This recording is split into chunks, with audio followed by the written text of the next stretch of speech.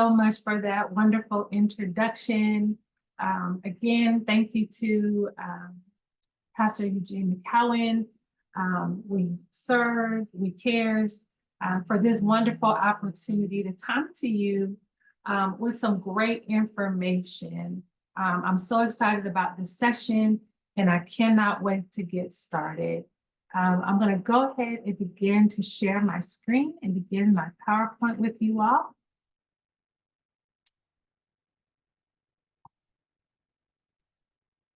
I do apologize for that. Thank you for the beginning.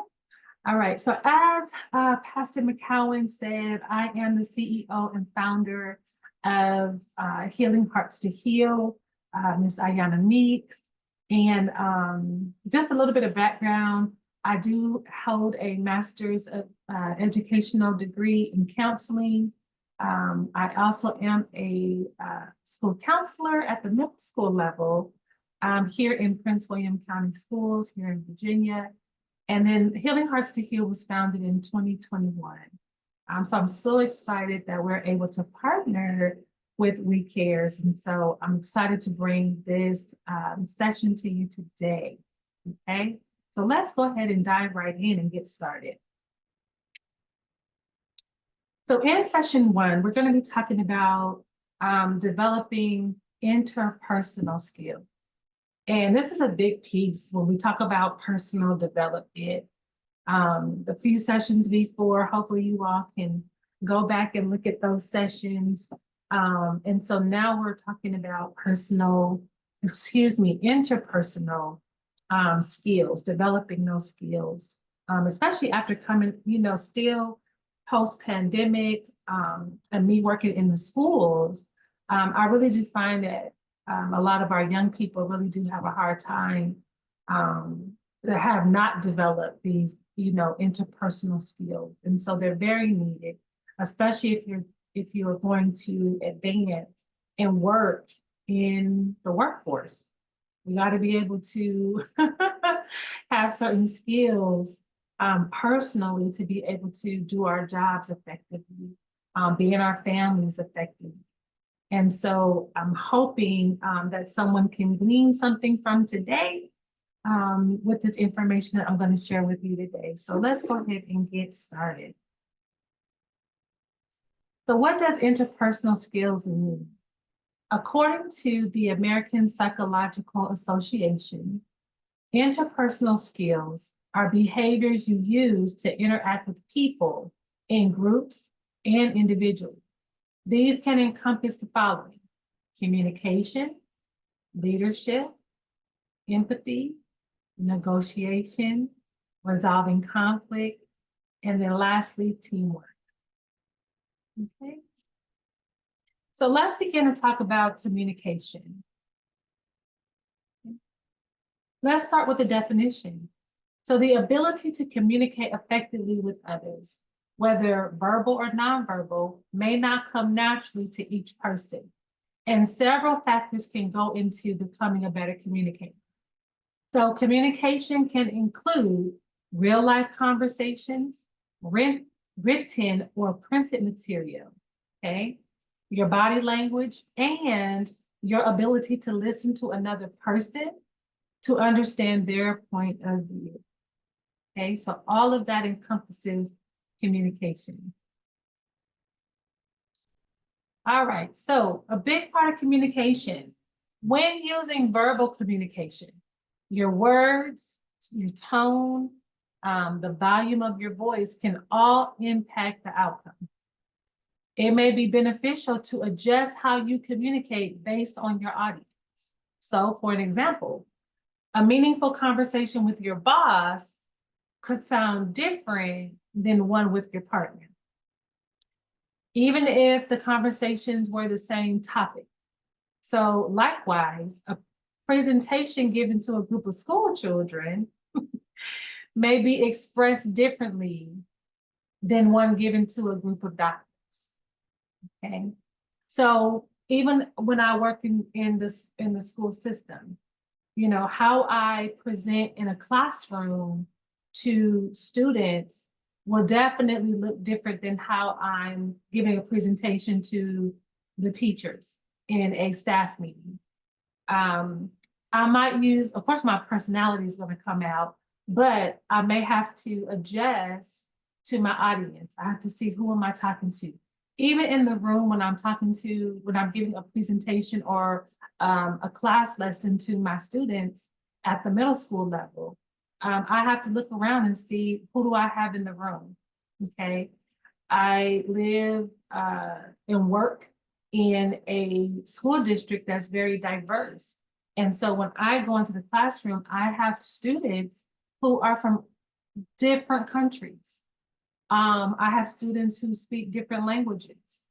I have students who are of different nationalities. And so all of that plays a role.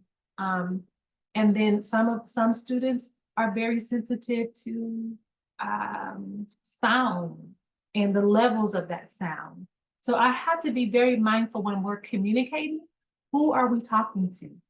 Be mindful of who you're communicating to, okay? Because how you communicate at home with your family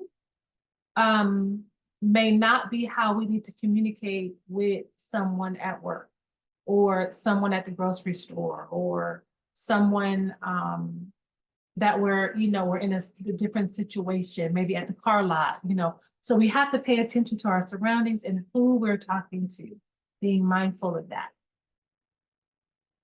Okay. All right, so how you express yourself can increase or decrease the possibility of miscommunication and potential disagreements. Speaking to others as clearly and concisely as possible, and, if necessary, conveying your feelings and respectfully providing your opinions are often critical points to establishing healthy communication. Once you've expressed yourself, allowing your listener to ask questions or request additional clarity can be beneficial.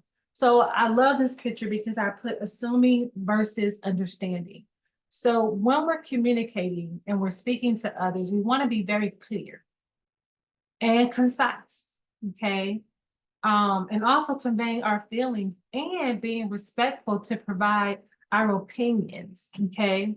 And then I love the last part, leaving room for the listener to be able to ask questions or give more clarity, right? Because a lot of times, we'll say, well, I said it the first time, right? But somebody may not have understood it the first time. And so sometimes people like to reiterate things to make sure that they have clarity, okay? That they have clarity. And so that's super, super important, especially when we're trying to communicate with someone, repeating things a second time or a third time, not just assuming that they understood what you were saying the first time around, okay? So let's continue to move on. All right, body language is also very, very important. So your body language may also send signals to others about how you feel. Smiling, making eye contact, and maintaining an open, confident posture are a few ways to convey a positive message. The ability to listen to others can also be as beneficial as the ability to express yourself verbally and nonverbally. So if you struggle to listen effectively, messages can become distorted and miscommunications can arise. I'm sure we can all relate to that.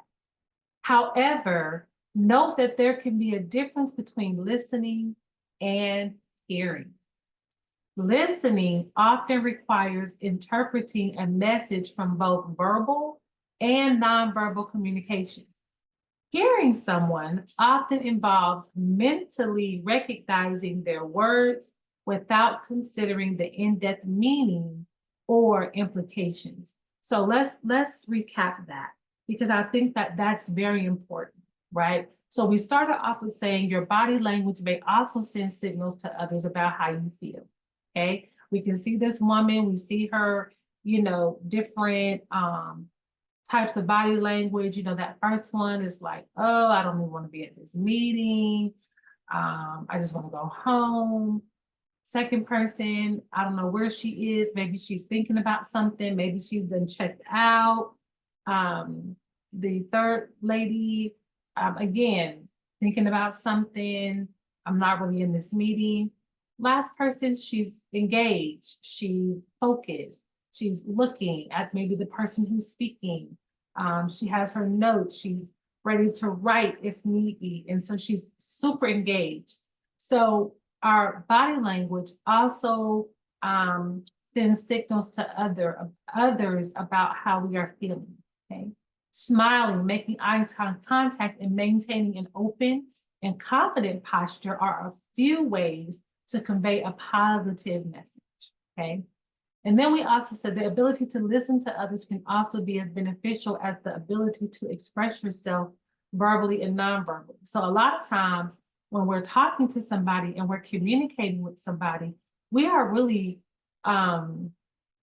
listening to respond. We're already thinking about what we're going to say, okay? And so if you struggle to listen effectively, messages can become distorted, and then miscommunications can happen, right? Information can be taken out of context. So however, note that there can be a difference between listening and hearing. So let's look at that again. Listening often requires interpreting a message from both verbal and nonverbal communication. Hearing someone often involves mentally recognizing their words without considering the in-depth meaning or implication, okay? So we can hear someone, but are we listening? Are we listening to what? Understand, okay? And you all forgive me, I do talk with my hands quite a bit. That's one of the ways I like to communicate. But we can, so, you know, those of us who are maybe parents and, you know, we tell our kids, did you hear what I said? And they say, yeah, I heard you. And then you'll say, no, are you listening to what I said? Right? Because there's a difference. We want to listen so that we can understand. Okay. I beat that into the ground. All right. So leadership. Let's talk about leadership. One of the other key pieces of developing our interpersonal skills. Okay. Interpersonal skills. All right. So leadership.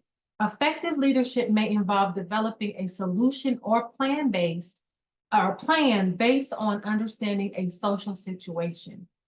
You may take the first step to becoming an effective leader by improving your decision-making skills and learning healthy persuasion. And we'll talk a little bit about that.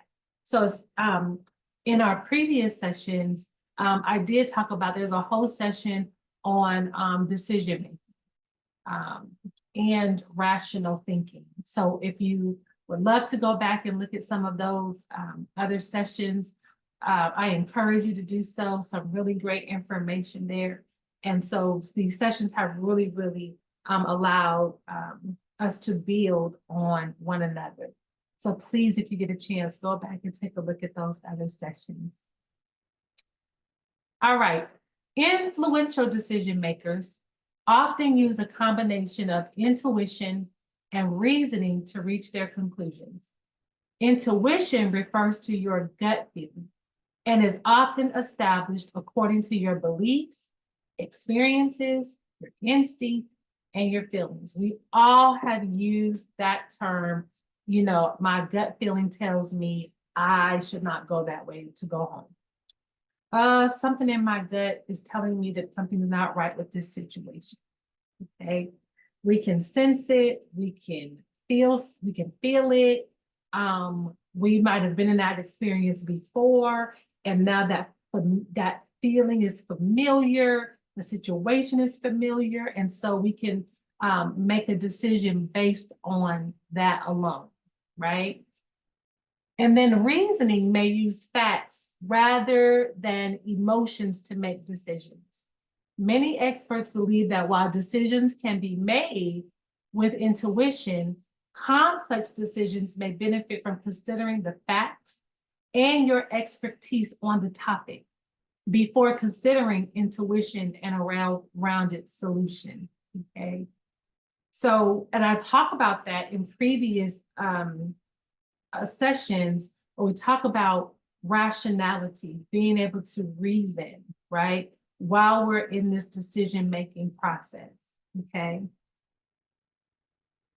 All right, so the ability to persuade others effectively is not based on power or control.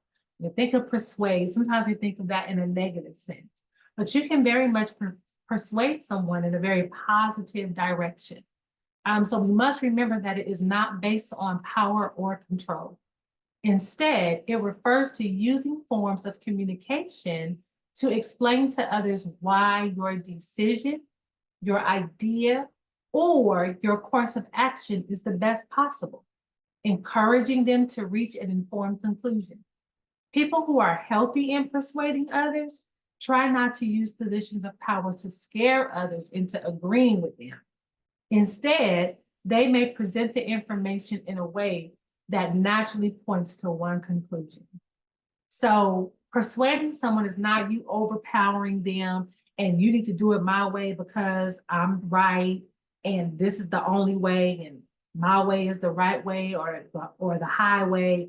Those are not effective communications leadership skills, excuse me, and they are not great interpersonal skills that don't help develop you. Okay. All right. So very important that we don't try to throw our weight around in trying to persuade somebody, but we're talking about healthy persuasion. Okay. The next piece we're going to talk about is empathy. Empathy. Let's talk about this. So we start off simply saying, what is empathy? The American Psychological Association, or the APA, defines empathy as understanding a person from their frame of reference rather than vicariously experiencing that person's feelings, perceptions, and thoughts. Developing empathy often happens over time, and some people first experience it in childhood. When you can attempt to understand a situation from another's point of view, regardless of whether you agree with them, you might understand where they're coming from with more ease. So I love this picture because it's really stating that what empathy is we are being able to see a situation or see another person's perspective, right? Seeing through the lens of somebody else, okay? Seeing their situation through the eyes of another. Seeing their struggles through the eyes of another, right? So that's empathy, that I can close my eyes and literally I can walk in your shoes. What are you feeling in this situation? What are you wanting to say in this situation, right? So all of these things play a factor, okay? All right, the ability to pick up on subtle nuances in body language. We talked about body language in a few slides prior, okay? Could also help you develop empathy, okay? And so we look at this picture, and so what is this man saying? Is this a couple? Are they brother and sister? You know, what is going on here what is happening here? Excuse me. What is happening here in this situation? And so again, when you're communicating, it's not just the verbal stuff that people are saying. What are they talking to through their eyes? What are they saying to you through their hand gestures? What are they saying to you through their body language, right? So the crossing of the arms, sudden stiffness, averting eye contact, meaning they just won't even look at you, you know, may be an indicator that the individual is not receptive or in agreement with a point, okay? If you can pick up on these signs, you may steer the conversation in a healthier direction, Okay, how do I know when somebody's had enough of talking? How do I know that somebody's feelings just got hurt? How do I know that I overstepped a boundary with this person when I was communicating? What does this picture say of this man? Is he frustrated? Is he trying to process what was just said to him? We don't know what's happening, but we can definitely tell by looking at this picture that this man is hurt. You know, maybe he's shielding his eyes because he doesn't want the young lady to see him crying. You know, we don't know. Maybe he got some bad news on the phone. Maybe he lost his job and he's trying to process it all. We don't know. We can only speculate at this point what is going on in this picture. Okay. Another big piece is negotiation. Okay. And so we want to know, what does that look like? Okay. What does that look like? And what does that mean? So why the skill of negotiation? Okay. Why do we need that? So learning to negotiate is one way to improve interpersonal skills. Negotiating involves addressing a challenge, considering the factors involved, and coming to a compromise to impact each person positively. A negotiation may allow people to find common ground respectfully. Okay. In an ideal situation, negotiation can be be used to diffuse disagreements in the conversation before emotions like anger occur. Okay, so we're able to, when we negotiate, you kind of are able to allow somebody, kind of goes along with empathy a little bit, is that you're trying to get the other person to see the benefit in what your thoughts are and what you're thinking or what you think should be done. Okay, so it says negotiation may allow people to find common ground respectfully. Okay, you know, meet me halfway, right? We're able to negotiate and come up with a plan. We're able to negotiate and come up with settle on a price that we're both comfortable with. Okay. All right. So negotiation can be used to diffuse disagreements in the conversation before emotions like anger occur. Very important. We don't want it to escalate to that amount. We don't want it to seep over into something negative. So we want to try our best to make sure that we have and build on those skills of negotiation. Okay. All right. A meaningful discussion and where everyone explains their point of view could be at the center of negotiation. With active listening skills, a productive give and take in the discussion may lead to a conclusion that benefits everyone. Okay. And so that's what negotiations is. We want to get to a common place, a common ground, right? Where we can both walk away and say, okay, I agree to that. You know, no, I didn't get all of my way. No, that other person didn't get all of their way, but we came to a medium where we can both say, okay, you took this, you took that, I took this, I took that. Perfect. We are now negotiated, and now we can go our separate ways and do what we need to do in a peaceful manner. Okay. No one's upset, no one's disgruntled, no one's mad. And so that is the goal. Okay. All right. The next interpersonal goal that is very important is our ability to be able to resolve conflict. All of us have been in some sort of conflict.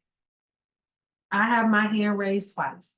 Okay. Whether it's conflict with my kids, whether it's conflict on my job, whether it's conflict in my home, whether it's conflict at the grocery store, anywhere we go, we can possibly encounter conflict, okay? And so we want to know how we can combat all of this, okay? Conflicts can cause extreme emotions to arise on all sides. Staying mindful of how you express your feelings during a conflict can help you remain healthy during a conversation. As with negotiation, try to acknowledge the source of conflict before speaking. Allow all parties involved to speak their mind, and you aren't speaking. Okay, so this is really meeting when you're in a conflict. One, it doesn't feel good. But we all know, well, we all don't know, but it is said that in certain situations, conflict is healthy. Because if you never have that, then you never know something is wrong or something's not working. So conflicts can cause extreme emotions to arise on all sides. Standing mindful of how you express your feelings during a conflict can help you remain healthy, okay? During a conversation, we want to be healthy in conflict. We want to make sure that we're listening to the other person, which goes back to our previous points. You know, the difference between hearing and listening, okay? And as with negotiation, try to acknowledge the source of conflict before speaking. What caused this conflict to come about? What began to happen? And you're not doing that to get mad all over again, right? That's not the reason to do that, right? But we want to make sure that we acknowledge the source of the conflict before we even begin to speak to it. Allow all parties involved to speak their mind and make a diligent effort to be an active listener when you aren't speaking, okay? All right. Because we want to make sure that they understand what we're saying, okay? In some cases, conflict is a result of miscommunication. Try to keep an open mind and view the problem from another person's point of view. And so we talked about that. That goes right along with having empathy, okay? Being able to see something from somebody else's point of view, okay? All right, another point here is try to keep an open mind and view the problem from another person's point of view. We've said that, excuse me. And then conflict is often more successfully resolved with respectful discussion. So if we're yelling and screaming at each other and we're going at it, nobody's really listening to anyone. So we want to create an atmosphere where this last part says conflict is often more successfully resolved with respectful discussion. I'm sorry, excuse me, with successful discussion. So the goal is to have where there's conflict, all right, we want to be able to talk openly about the problem, about the conflict, and then come to some resolve, okay? That is the whole purpose, and that is the goal, okay?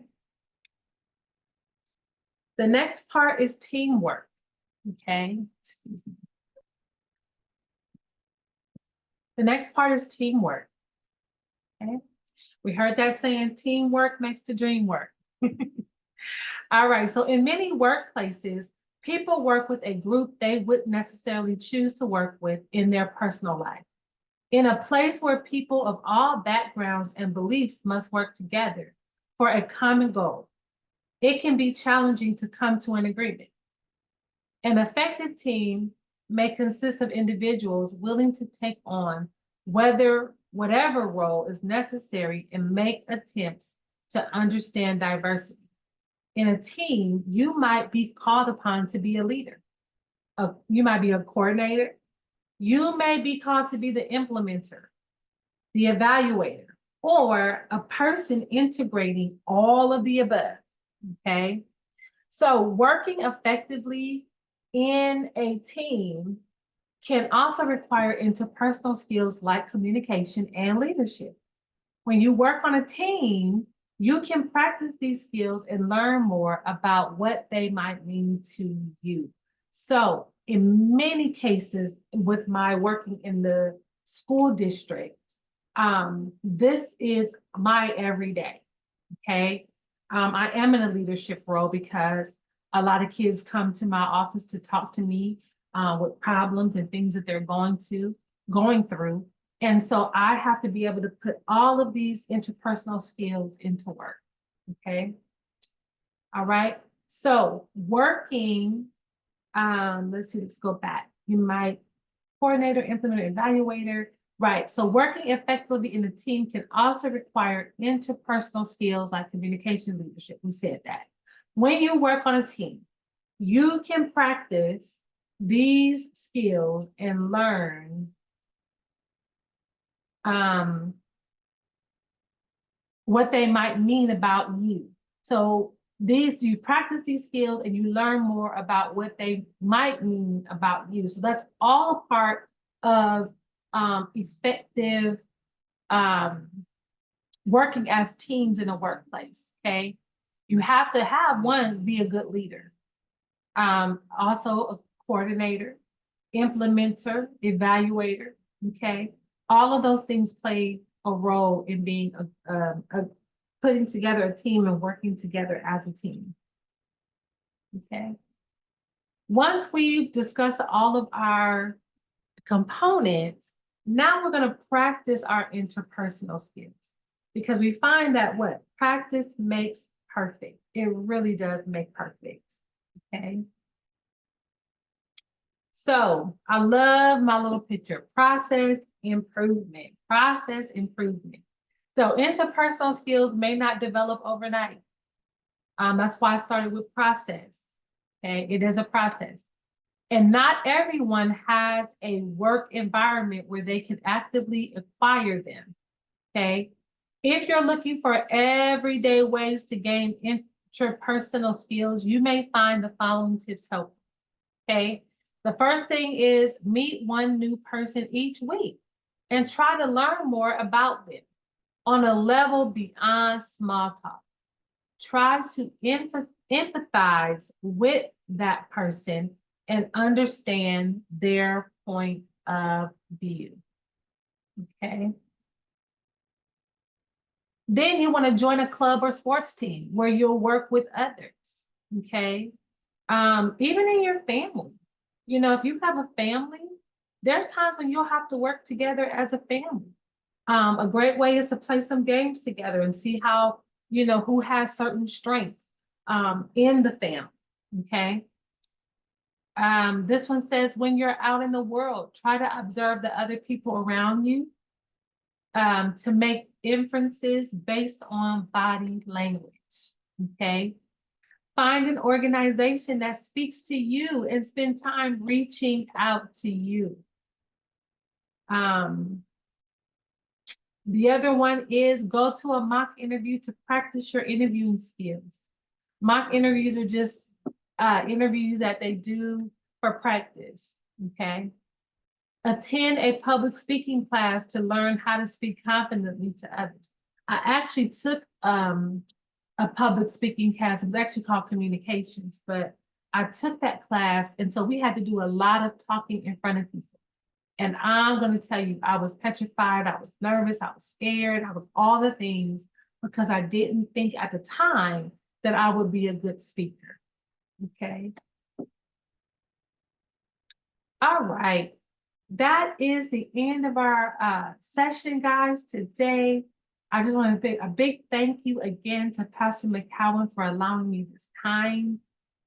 It was wonderful, really appreciated being able to come on and share this vital information as we move forward. As we move forward in 2024 and we move forward in the vision of WeCARE and WeSERVE. And so I'm just so very grateful, so very grateful. All right, at this time, I'm gonna open it up for any questions and then give room for answers to those questions. So if you have any questions, please put them up, put your hand up. We would love to hear from you. I would love to have this interaction discussion with you. So there'll be time for you to ask your questions and receive your answers, okay? All right, so that is the end of my presentation. I'm going to stop sharing my screen. Once again, I want to give a big thank you to Pastor McCowan for allowing me this opportunity to come to you and share some information that, you know, I really just love sharing the information that I get that will make us better people, better whole, better people all around. And so again, thank you so much. I pray that you all have a beautiful rest of your day. And just a wonderful opportunity. Thank you so much, Pastor McCowan, again,